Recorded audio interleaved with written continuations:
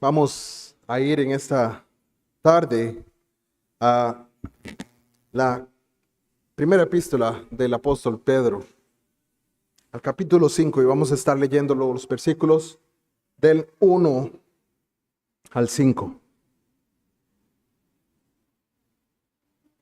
Primera de Pedro, capítulo 5, del 1 al 5. Dice así la palabra del Señor. Ruego a los ancianos que están entre vosotros, yo anciano también con ellos, y testigo de los padecimientos de Cristo, que soy también participante de la gloria que será revelada.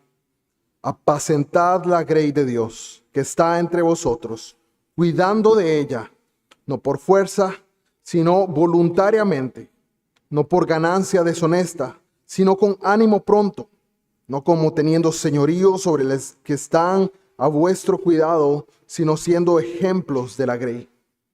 Y cuando aparezca el príncipe de los pastores, vosotros recibiréis la corona incorruptible de gloria. Igualmente, jóvenes, estad sujetos a los ancianos, y todos sumisos unos a otros, revestidos de humildad, porque Dios resiste a los soberbios y da gracia a los humildes. Esta es la palabra del Señor.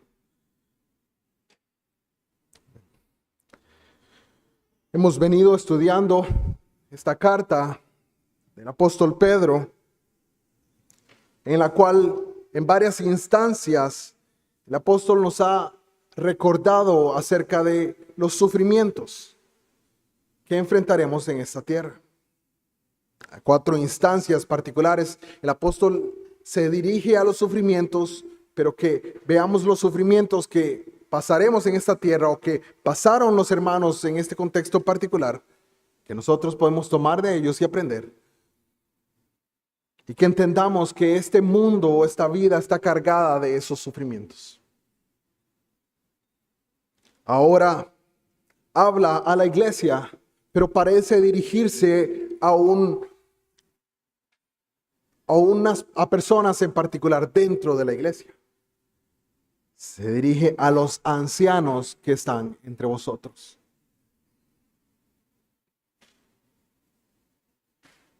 El apóstol ha trabajado ese tema de sufrimientos y gloria. No es otro que el que encontramos en todo el Antiguo Testamento hablando de Cristo. Todo el Antiguo Testamento anuncia los sufrimientos y la gloria del Mesías que habría de venir. Y esto está muy claro en la imagen del apóstol. Está hablando de sufrimientos en este mundo y gloria venidera. Ahora que les habla y se dirige a los ancianos, también parece recordarles lo que en carne también vivió. Experimentó él y fue testigo ocular de los padecimientos y de la gloria de Cristo. El padecimiento del Señor, su sufrimiento aquí en la tierra, pero también de la gloria una vez que le vio. Pedro fue testigo en el monte de la transfiguración, de ver el rostro del Señor, develada su gloria. Él lo vio en ese momento. Pero no solamente ahí, sino también pudo experimentar junto con otros la gloria de ver al Señor resucitado. El Señor resucitado se les apareció varias veces a los hermanos, a los discípulos, a los apóstoles. Él está hablando de una experiencia que ha tenido y que ha sido muy clavada, ha sido muy plasmada en su mente. Esta experiencia de la gloria que será revelada. La historia de la iglesia a partir del Señor Jesucristo nos llama a pensar en qué forma ha sido dirigida la iglesia. La iglesia, por su mayor parte de tiempo o de la historia grabada con respecto a la iglesia que tenemos, es de que la forma en la que la iglesia ha sido gobernada ha sido una de obispos. Y sí, estoy hablando de la iglesia católica, estoy hablando de lo que conocemos como la iglesia católica. Considero que la Iglesia Católica se apartó de la forma de gobierno adecuada y puso a hombres, o se dispuso a poner hombres en un lugar central y ejerciendo dominio y control sobre todas las iglesias del Señor. Para la reforma tenemos el hecho de que quienes buscaban reformarse, entendían que esa forma de gobierno que tenía la iglesia o que había llevado hasta ese momento no era la adecuada. Ellos buscaron reformarse de acuerdo a la palabra de Dios. Pasajes como estos son muy importantes porque en él vemos que el apóstol habla acerca de tres palabras o tres frases en común con respecto a esto. En esta nos habla de ancianos que ejercen la labor de pastoreo y también nos habla de que estos ancianos deben, dice,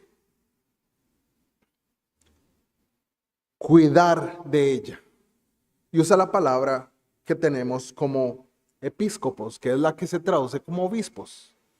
Entonces, el apóstol hace un juego de palabras de alguna manera para darnos a entender que la intercambiabilidad de estas palabras, anciano, pastor y obispo. Y las utiliza de esta manera para dejarnos de ver que todas funcionan de forma intercambiable o son lo mismo, cumplen la misma función. Los ancianos que se menciona aquí es la palabra que conocemos como presbíteros en el griego. Para pastores tenemos una palabra particular que se llama poimen, que es aquellos que ejercen la labor del pastorado, literal, con las ovejas. Y la otra que tenemos aquí, por ejemplo, en este caso, de cuidando de ella, es la que tenemos por episcopos. Es una palabra dividida, ella tiene epi, que da gran inferencia sobre algo o gran fuerza, y escopos, que es de la que tomamos palabras que en nuestro idioma son como telescopio o microscopio, y nos dejan saber que entonces al fin y al cabo lo que está mandando a estos ancianos es a supervisar, a ver detalladamente y con cuidado, a ver el rebaño del Señor con gran cuidado, detalladamente, con gran supervisión, como podríamos llamar. No está hablando de un oficio, no les está llamando a ejercer un oficio de supervisores, sino a ejercer una labor en medio de la congregación, supervisar la grey de Dios. Es interesante cómo el apóstol Pedro no hace en este pasaje alarde de su oficio de apóstol, sino que ruega. El apóstol reconoce que es la humildad en medio de las congregaciones, la humildad en medio de la iglesia de Dios, la que lleva a cabo muchas, si no todas las veces, el fruto que el Señor desea ver en su iglesia. Él no dice, ancianos, yo como apóstol les digo. Y esto parece contradecir totalmente lo que escuchamos hoy en día de aquellos que se hacen llamar a sí mismos apóstoles en este tiempo. El apóstol Pedro dice, ruego a los ancianos que están entre vosotros, yo anciano, también con ellos. Ese es un asunto de humildad. El apóstol Pedro no se exalta a pesar de que ha sido encomendado directamente por el Señor para llevar el mensaje, para ser ese instrumento de revelación en medio de la iglesia. Sino que Él les recuerda, yo también he sido llamado como ustedes a ser pastor, a velar por las ovejas del Señor. Y al hacer eso, les recuerda que yo soy testigo de los padecimientos de Cristo. En alguna manera, ya anteriormente nos ha llamado que los creyentes son participantes de los padecimientos de Cristo. De hecho, es en el capítulo anterior, el capítulo 4, les llama participantes de los sufrimientos de Cristo. Pero en este caso parece decir que él sí fue testigo, vio los padecimientos del Señor Jesucristo, pero también el apóstol Pedro se cuenta como uno más de los que hizo sufrir al Señor Jesús. Recordamos que Pedro fue aquel hombre que le negó 3 veces, traicionando al Señor. Él fue partícipe de los sufrimientos del Señor. Su pecado clavó a su Señor en la cruz. Y esto es algo que nosotros como creyentes debemos entender. Ninguno de nosotros puede excluirse de ser partícipe de los padecimientos del Señor Jesús. Cada uno de nosotros debemos contarnos como aquellos que por nuestro pecado, por nuestra maldad, clavamos al Señor Jesucristo. Cada uno de nosotros lo ha hecho. No es algo ajeno. Nosotros somos testigos de los padecimientos de Cristo. Sí, pero también somos participantes de ellos. No solamente en la gloria venidera que nos es prometida, sino también en el hecho de haber clavado al Señor de gloria. Si alguno de nosotros no se cuenta como aquellos que gritaban crucifíquenle, no puede encontrar participación en la gloria que ha de venir. Somos participantes de sus padecimientos. Somos participantes porque fuimos parte de los que crucificaron al Señor. Y hasta que no entendamos, hasta que no asumamos eso por completo, entonces no asumiremos por completo la gloria que ha de venir. Apacentad la grey de Dios. Nuestro hermano, el apóstol, anciano juntamente con ellos, les recuerda a los ancianos de en medio de esta iglesia o de estas iglesias a llevar la tarea que a él le fue encomendada. Pedro parece ver que su hora de la muerte se acerca, que su ministerio terrenal está por terminar. Entonces parece dejar esta exhortación a los hermanos que quedan como pastores. Y resuenan las palabras del apóstol porque son también las palabras que recibió del Señor. Podemos ir a Juan capítulo 21 y vamos a leer una porción ahí. Juan capítulo 21.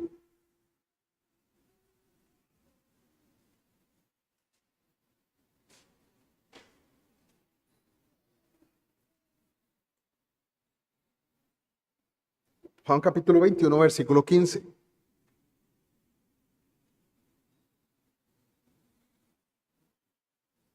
Cuando hubieron comido, dice, Jesús le dijo a Simón Pedro, Simón, hijo de Jonás, ¿me amas más que estos? Le respondió, sí, Señor, tú sabes que te amo. Él le dijo, apacienta mis corderos. Volvió a decirle la segunda vez, Simón, hijo de Jonás, ¿me amas? Pedro le respondió, sí, Señor, tú sabes que te amo. Le dijo, pastorea mis ovejas. Le dijo la tercera vez, Simón, hijo de Jonás, ¿me amas? Pedro se entristeció de que le dijese la tercera vez, ¿me amas? Y le respondió, Señor, tú lo sabes todo, tú sabes que te amo. Jesús le dijo, apacienta mis ovejas. De cierto te digo, cuando eras más joven, te ceñías e ibas a donde querías. Mas cuando ya seas viejo, extenderás tus manos y te ceñirá otro y te llevará a donde no quieras. Esto dijo dando a entender con qué muerte había de glorificar a Dios. Y dicho esto añadió, sígueme. En nuestro pasaje de hoy vemos al apóstol con un gran eco de las palabras del Señor Jesús. Él está repitiendo lo que ha escuchado. Está repitiendo aquello que restauró su vida, aquello que le trajo de vuelta al ministerio. Lo que había sucedido antes es que los apóstoles estaban esperando al Señor Jesús y parece que se habían cansado de esperar. Regresaron a la barca y empezaron a pescar. Y en ese momento no habían pescado nada. El Señor se aparece en la playa y les prepara el desayuno. Un desayuno de hombres de negocios, dirían algunos. Pero en este desayuno es donde el Señor se encuentra con Pedro y le dice esto. Le recuerda cuál es la labor, cuál es en toda instancia y en último caso la labor de aquellos que trabajan para el Señor. Apacienta mis ovejas, dales alimento a mi rebaño. Es lo mismo que está diciendo aquí el apóstol. Les dice, apacentad la grey de Dios. Y este apacentar la grey de Dios no es otra cosa que alimentar. Apacentar es llevar a los pastos, dejarlos comer y cuidarlos, observarlos mientras están comiendo, guardar de ellos mientras están en ese lugar y ver que estén satisfechos, que sus necesidades estén siendo suplidas. El apóstol Pedro llama a los pastores, a los ancianos en medio de las congregaciones.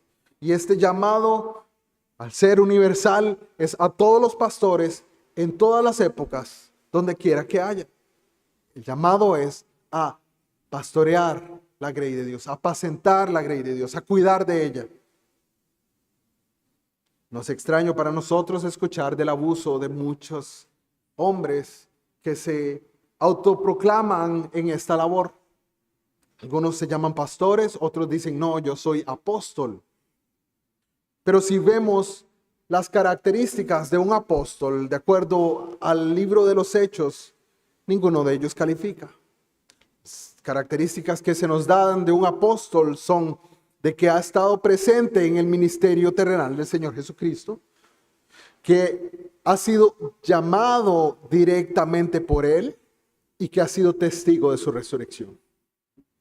Tan así es que el único apóstol, aparte de ellos, fue el apóstol Pablo, quien fue llamado directamente por el Señor en el camino a Damasco, en una revelación especial en la cual el Señor Jesús se le apareció en forma de luz y audiblemente lo llamó. Algunos dicen, yo también he sido llamado de esa manera.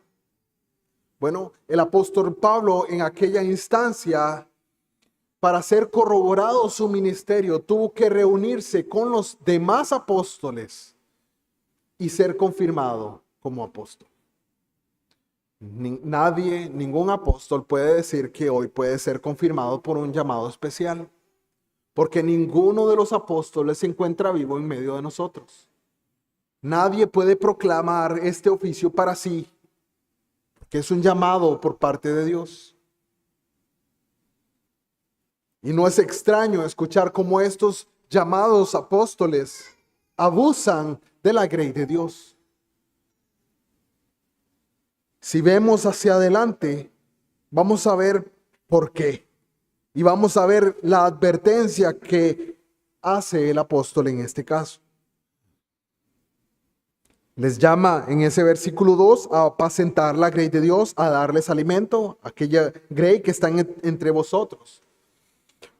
Por ende, deja de lado una práctica que tal vez haya sido más reconocida en nuestros días. El apóstol llama a los ancianos que están entre vosotros. No está llamando a aquellos que telepredican. Está llamando a los que están entre vosotros, a los que están dentro de la congregación. Pero de la misma manera está llamando a los pastores a pastorear la grey de Dios. ¿Cuál grey de Dios? ¿La que vive en otra región, en otra zona? No, a la que está entre vosotros. Ese es un recordatorio muy importante. A la que está entre vosotros. No es que alguien puede proclamarse pastor y estar pastoreando personas que se encuentran a miles de kilómetros. No, esta es una labor local. Esta es una labor de la iglesia local. Los pastores son pastores de la iglesia local. y las ovejas, el rebaño, la grey de Dios, lo son de la forma local. Está en la forma en la que el Señor ha dispuesto que la iglesia camine. Muy importante, cuidando de ella. Vimos que cuidar de ella, cuidando de ella, es ese supervisando de ella, siendo el que vigila, el que con atención pone su mirada sobre ella.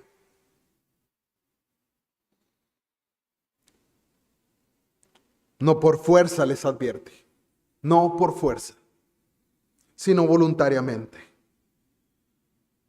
No es extraño escuchar las palabras de algunos que dicen, bueno, yo no quería ser pastor, Dios me puso. No, hay un deseo en aquellos que desean y anhelan pastorear la grey de Dios. No es por la fuerza, es voluntariamente. Y importante lo que dice después es que no por ganancia deshonesta. Hoy en nuestros días, hablando particularmente, muchos casos han salido a la luz de ganancia deshonesta, de no cuidar la grey de Dios, de hacer 1001 cosas, además, o más bien 1001 cosas que no son apacentar la grey de Dios. Y muchos por ganancia deshonesta. Es importante ver que esa correlación que hay entre aquellos también que se nombran a sí mismos apóstoles. Normalmente muchos de ellos han estado involucrados en asuntos de dineros, de negocios deshonestos. Y con eso también se encuentran manchando el nombre de nuestro Señor Jesucristo. Recuerda, no por ganancia deshonesta, sino con ánimo pronto, no como teniendo señorío sobre los que están a vuestro cuidado, sino siendo ejemplos de la grey. Bueno, es cierto también que las expectativas con respecto a los pastores normalmente son más que lo que el Señor ha dejado en su palabra. Muchas veces se espera de ellos que sean psicólogos, contadores, reparadores y 1001 labores que no son apacentar la grey de Dios. Por eso debemos tomar en cuenta que el llamado principal o primordial es apacentar la grey de Dios. Por esto, incluso desde temprano en el libro de los Hechos, vemos cómo los apóstoles en esa instancia llaman a hombres adecuados para que ejerzan la labor del diaconado. En Hechos 6 tenemos el llamado de los diáconos. 7 diáconos fueron escogidos en la iglesia de Jerusalén para llevar a cabo la labor o las labores que giran en torno a la iglesia y que no son el ministerio de la palabra y la oración. Los pastores deberían ser considerados primordialmente para esta labor.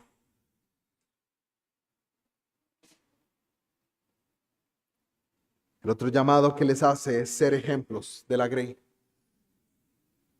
Una de las cosas que podemos ver que es que el ser ejemplo de la grey exige demandas particulares con respecto a su vida que son llevadas o llamadas o son explicadas un poco más por Pablo en las cartas a Timoteo y a Tito. Una lista de requerimientos son dados para aquellos que desean participar o que desean formar parte del ministerio de la palabra. Ser ejemplos de la grey requiere sacrificio, esfuerzo, requiere una vida de santidad, requiere tantas cosas de las cuales sinceramente cualquier hombre es incapaz si el Señor no le ha dado un don. El don de ser pastor, de ser maestro de la palabra. Pero también en medio de este llamado, el apóstol Pedro llama a los pastores a mirar más allá de su ministerio terrenal, en donde probablemente sufrirán, donde probablemente serán rechazados, muchos se opondrán a ellos, muchos se esforzarán por hacer la vida imposible de estos pastores, recibirán quejas de sus predicaciones, de sus enseñanzas, de la forma en que dirigen y de la forma en que dejan de dirigir.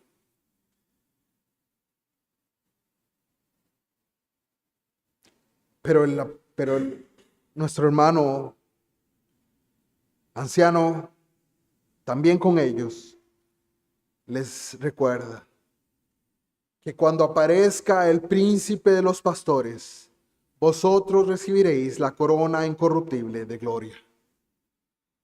Les llama a mirar hacia adelante, a poner su mirada en la gloria que vendrá. De nuevo, una vez más, vemos cómo este tema de sufrimiento terrenal y gloria venidera se hace también presente en este pasaje. Les está diciendo, sí, habrán sufrimientos, habrán sacrificios, aún para los pastores, aún para aquellos que son llamados al ministerio de la palabra. Pero en la venida del Señor Jesucristo, quien es el príncipe de los pastores. ¿Por qué príncipe si es el Señor Jesús? ¿Por qué no rey de los pastores? Bueno, tal vez es un asunto de traducción, porque aquí lo que está llamando el arquipoimen, que es, podemos hablar de es aquel que modela, aquel que tipifica de manera más alta, de manera suma a los demás. De hecho, es el prefijo que usamos para la palabra arquitecto, ¿verdad? Es arquipoimen, es lo que tenemos aquí. El arquipastor también es una palabra que hemos escuchado este es el archienemigo, es el peor de los enemigos. Está hablando en esa manera. El príncipe de los pastores. Cuando aparezca el Señor Jesús, entonces aquellos que han sido llamados al ministerio para pastorear la grey de Dios, aquellos que han sido llamados al ministerio para cuidar del rebaño de Dios, recibirán entonces la corona incorruptible de gloria. Y esto debe traer y motivar este esfuerzo por pastorear la grey del Señor. Sí, habrá una corona, sí, habrá un momento donde recibirán por parte de no otro que el Señor Jesús un galardón, un regalo, la corona incorruptible de gloria. Todo esto el apóstol lo dice para recordarles a los pastores su labor, pero también para recordarle al pueblo que está entre vosotros, en medio de los pastores, cuál es la labor primordial como pastor. La de apacentar la grey de Dios, la de alimentar al pueblo con ninguna otra cosa más que la palabra del Señor. Alimentar al pueblo de Dios con todo el consejo de Dios. Este es el ministerio que el Señor les ha dado. Interesantemente, después continúa y ahora parece dirigirse al resto de la congregación. Versículo 5. Les dice, igualmente jóvenes, estad sujetos a los ancianos y todos sumisos unos a otros, revestidos de humildad, porque Dios resiste a los soberbios y da gracia a los humildes. Ahora llama a los jóvenes, pero no solo a los jóvenes, es como un llamado a los menos maduros, a los de menor edad, aquellos tal vez que falten en conocimiento, a los menos experimentados, y los llama a estar sujetos a los ancianos.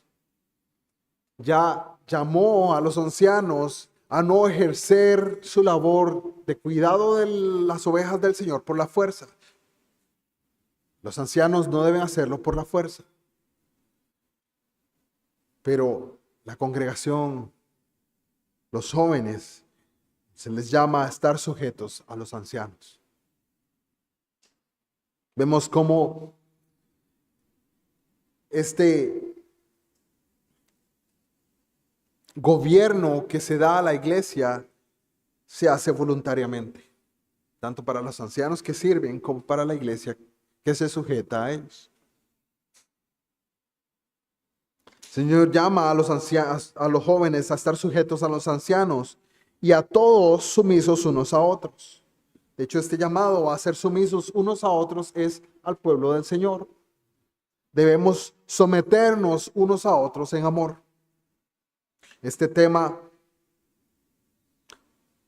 de la sumisión en medio de la congregación como hermanos, como miembros de un cuerpo, es llevado a cabo por el apóstol Pablo, por el apóstol Pedro en esta ocasión. Pero parece recordarnos nuevamente que la humildad es lo que debe gobernar a aquellos que están en la iglesia del Señor. Es el amor unos por los otros, es el vestirnos de la humildad, el ponernos este traje al venir a la congregación, es ponernos este vestido, este traje que nos identifica de humildad. Ser humildes. Porque no es fácil ser humildes. Pero vemos de alguna manera cómo la humildad es lo que el apóstol está haciendo al iniciar esta porción del pasaje. Él acude a la humildad para decir que les ruega a los ancianos. Yo, anciano, también con ellos.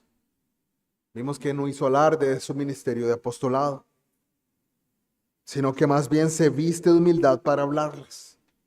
Y es muy importante que nosotros como congregación, en medio de la congregación, nos vistamos de humildad a la hora de establecer conversaciones, a la hora de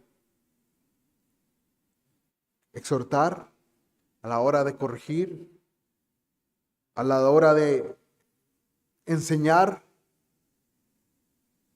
Vestidos de humildad es el llamado. Muy importante, porque justamente menciona un proverbio, y este proverbio dice: porque Dios resiste a los soberbios y da gracia a los humildes. Hermanos, Dios resiste a los soberbios. Esta es una afirmación verdadera, tomada de los proverbios, pero aplicada a nosotros, aplicada por el apóstol al caso de la iglesia. Si queremos que nuestra iglesia muera prontamente, debemos ser soberbios. Si queremos que haya divisiones, debemos ser soberbios. Si queremos que haya enemistades, chisme, orgullo, vanagloria, debemos ser soberbios. Hermanos, no estoy llamando a ser soberbios, sino lo contrario. Estoy llamando a ser humildes, porque el Señor da gracia a los humildes. Aquellos que se humillan, aquellos que disponen su vida a humillarse, a bajar su cabeza, a orar, a clamar por su hermano, a perdonar las faltas, a amarles a pesar de las diferencias. A estos el Señor promete dar gracia. Y ahora el llamado es a nosotros. El llamado es a revestirnos de humildad. El llamado es a dejar a un lado muchas veces nuestros títulos, muchas veces nuestras aspiraciones, a considerar a todos los que nos rodean, que son parte de la iglesia del Señor, como nuestros hermanos, como uno con nosotros en Cristo. No importa si a veces no concordamos con ellos en asuntos particulares.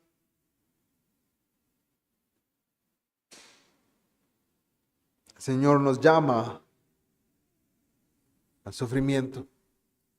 Nos llama a sufrir en esta tierra, a experimentar reproches, a experimentar a veces incluso el ser pisoteados, incluso por nuestros hermanos a quienes amamos. Si es cierto, el llamado es a pedir del Señor que la humildad que Él mismo tuvo habite en nuestros corazones.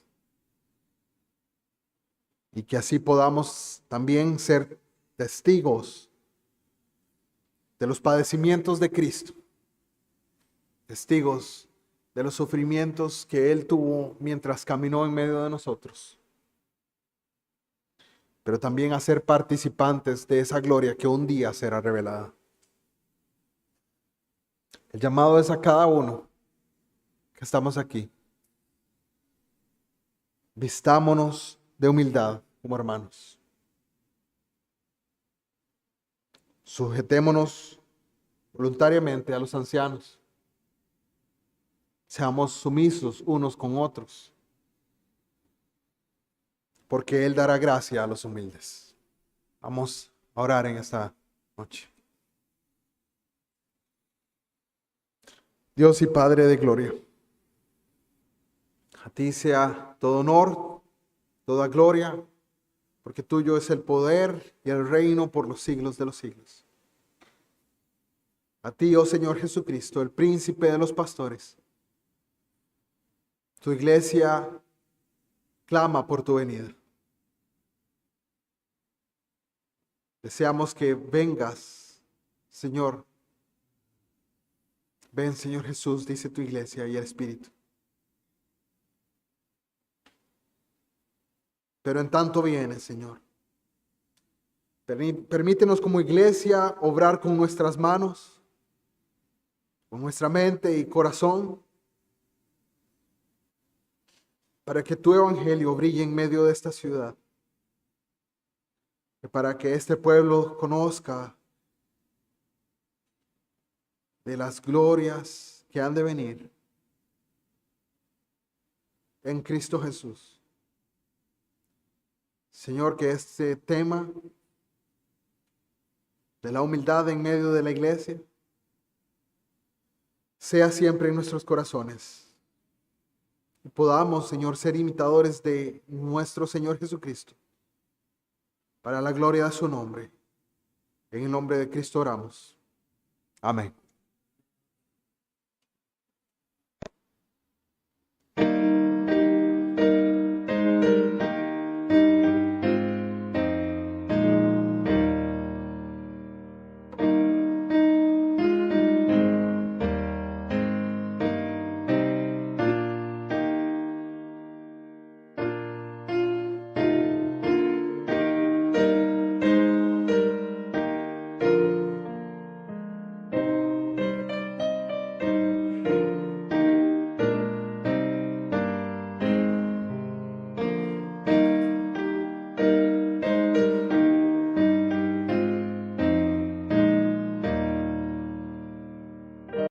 Un momento, tenemos la cena del Señor.